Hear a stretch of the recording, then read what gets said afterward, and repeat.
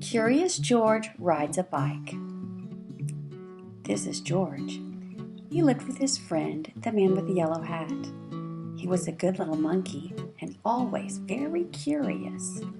This morning, George was curious the moment he woke up because he knew it was a special day. At breakfast, George's friend said, "Today we are going to celebrate because just 3 years ago this day, I brought you home with me from the jungle. So tonight, I'll take you to the animal show. But first, I have a surprise for you." He took George out into the yard where a big box was standing. George was very curious. Out of the box came a bicycle. George was delighted. That's what he had always wanted. He knew how to ride a bicycle, but he had never had one of his very own. "I must go now," said the man, "but I'll be back in time for the show. Be careful with your new bike and keep close to the house while I am gone." George could ride very well. He could even do all sorts of tricks. Monkeys are good at that. For instance, he could ride this way with both hands off the handlebar. And he could ride this way, like a cowboy on a wild bronco. And he could also ride backward. But after a while, George got tired of doing tricks and went out into the street. The newsboy was just passing by with his bag full of papers. "That's a fine bike you have there," he said to George. "How would you like to help me deliver the papers?" He handed George the bag and told him to do one side of the street first and then turn back and do the other side. George was very proud as he rode off with his bike. He started to deliver the papers on one side of the street as he had been told. When he came to the last house, he saw a little river in the distance. George was curious. He wanted to know what the river was like. So instead of turning back to deliver the rest of the papers, he just went on. There was a lot to see at the river. A duck family was paddling downstream, and two boys were playing with their boat. George would have liked to stop and look at the boat, but he was afraid the boys might find out that he had not delivered all the papers. So he rode on. While George was riding along, he kept thinking of boats all the time. It would be such fun to have a boat, but how could he get one? He thought and thought, and then he had an idea. He got off the bicycle, took a newspaper out of the bag, and began to fold it. First, he folded down the corners like this. Then he folded up both edges, brought the ends together, and flattened it sideways.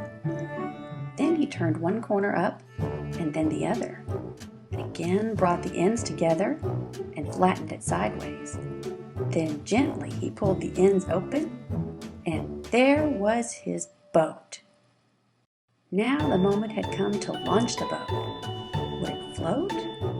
It did! George was so excited. So George decided to make some more boats.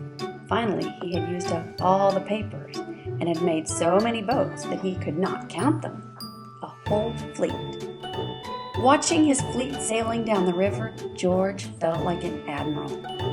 But watching his fleet, he forgot to watch where he was going.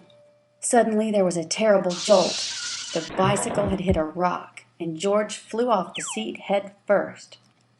Luckily, George was not hurt, but the wheel of the bicycle was all out of shape, and the tire was blown out. George tried to ride the bicycle, but of course it wouldn't go. So he started carrying it, but it soon got too heavy. George did not know what to do. His new bike was spoiled. The newspapers were gone.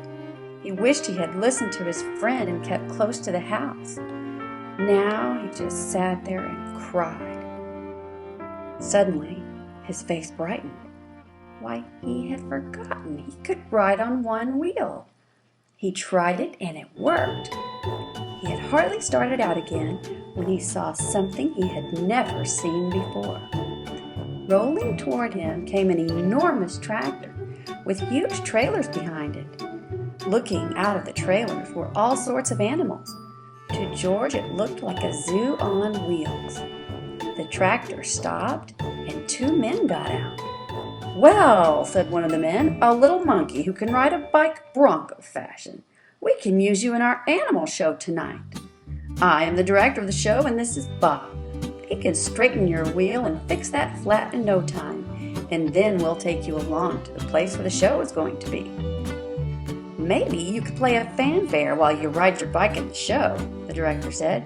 "I have a bugle for you right here, and later on you'll get a green coat and a cap just like Bob." So the three of them got into the cab and drove off. On the showgrounds, everybody was busy getting things ready for the show.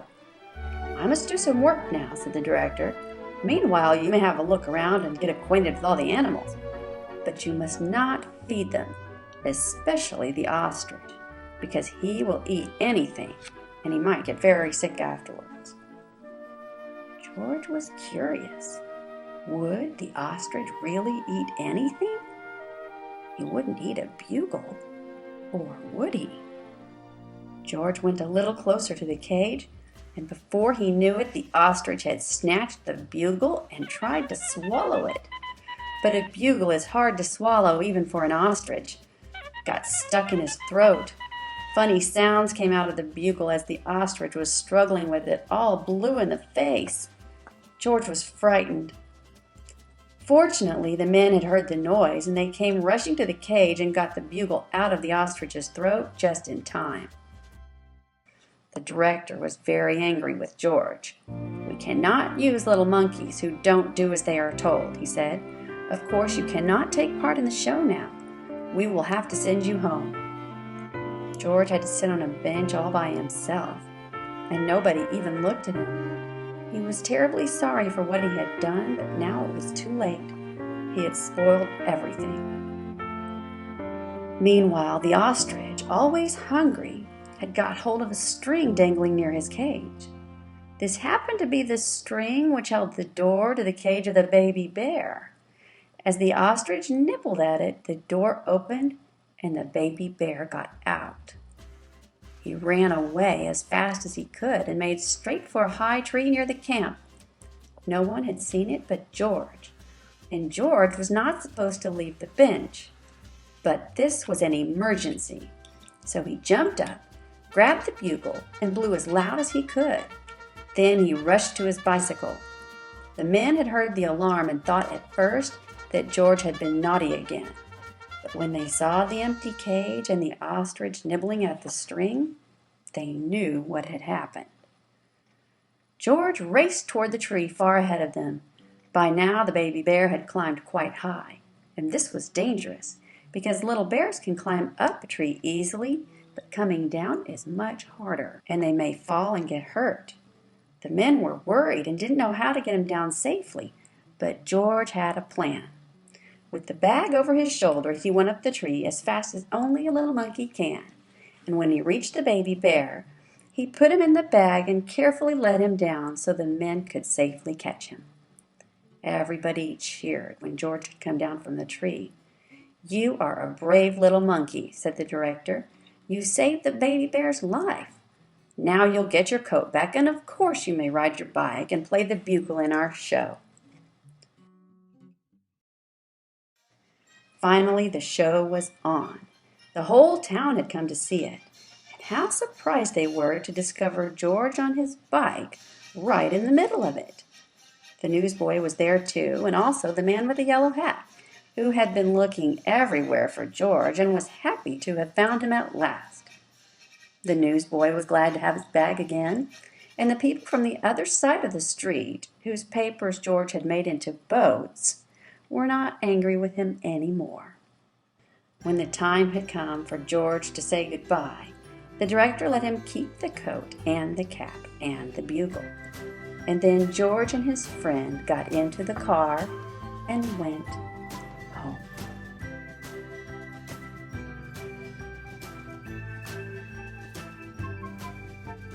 Good